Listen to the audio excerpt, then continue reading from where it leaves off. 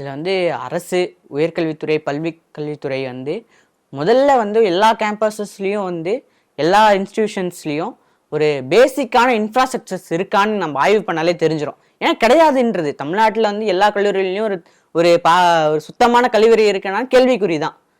அதை வந்து ஆய்வு பண்ணி ஒழுங்கான இன்ஃப்ராஸ்ட்ரக்சரை கொண்டு வரணும். அதில் சிசிடிவி இருக்கும், செக்யூரிட்டிஸ் வந்து இருக்கிறது, இதெல்லாம் உறுதிப்படுத்தணும். அப்படின்னா ஒழுங்கான ஆய்வு நடத்தி அதில் வந்து சரி பண்ணணும், இன்ஃப்ராஸ்ட்ரக்சரை சரி பண்ணணும். இது மாதிரி நடக்கக்கூடாதுன்னா ஒரு எஜுகேஷன் சிஸ்டத்துல நம்ம கட்டாயம் மாற்றம் கொண்டு வந்தாதான் முடியும். அப்படின்னு மத்திய மாநில அரசு வந்து இந்த மாணவர்கள் மேல ஆர்வம் காட்டுறது இருக்கா? அது அவங்க வந்து ஒரு கவனக்குறைவா இருக்கிறதுனாலதான் இந்த மாதிரி சம்பவங்கள் தொடர்ந்து நடந்துட்டு இருக்கா? இதை பத்தி நீங்க என்ன நினைக்கிறீங்க? கட்டாயமா வந்து மத்திய மாநில அரசுங்களுக்கு வந்து இது வந்து கட்டாயமா வந்து இருக்கு அப்படின்றதுதான். ஏன் அப்படி சொன்னீங்கன்னா, இன்னைக்கு ஹையர் எஜுகேஷன் இன்ஸ்டிடியூஷன்ஸ் இருக்கு. இப்போ அண்ணா யூனிவர்சிட்டி, இப்போ மெட்ராஸ் யூனிவர்சிட்டி இருக்கு. ரெண்டுத்துலயும் விசி கிடையாது.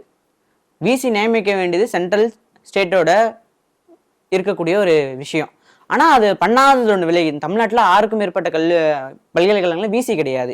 இன்னைக்கு விசி இல்லாதனால என்னென்ன பிரச்சனை ஆகுது? இன்னைக்கு ரிசர்ச் ஸ்காலர் வந்து கிராஜுவேஷன் இது பண்ண முடியல, தீசி சப்மிட் பண்ண முடியல, பல கல்லூரிகள் வந்து கிராஜுவேஷன் நடக்கல. இந்த மாதிரி பிரச்சனைகளை ஃபேஸ் பண்ணுறாங்க. அது இல்லாமல் இவங்களுக்குள்ள இருக்க இந்த பொலிட்டிக்கல் இன்டர்வென்ஷன்ஸில் எஜுகேஷன் சிஸ்டத்தை வந்து சுத்தமாக மறந்துடுறாங்க. ஏன்னா இன்னைக்கு வந்து உயர்கல்வித்துறைக்கு வர வேண்டிய நிதி வரல. இப்போ வந்த நிதியை இவங்க கூட செலவு பண்ணுறது கிடையாது. இன்னைக்கு மெட்ராஸ் யூனிவர்சிட்டி ஆல்ரெடி இப்போ சீலானதை பார்த்தோம், பேங்க் முடக்குனதை. ஸோ இந்த மாதிரி விஷயங்கள்லாம் வந்து இவங்க வந்து முறையாக வந்து கவனம் செலுத்தணும் அப்படின்றதான். ஏன்னா இது வரைக்கும் கிடையாது. இன்னும் வரும் காலங்களில் உயர்கல்வித்துறைக்கு மிகப்பெரிய ஒரு அழுத்தத்தை கொடுத்து இவங்க வந்து நடவடிக்கை எடுக்கணும் அப்படின்றது.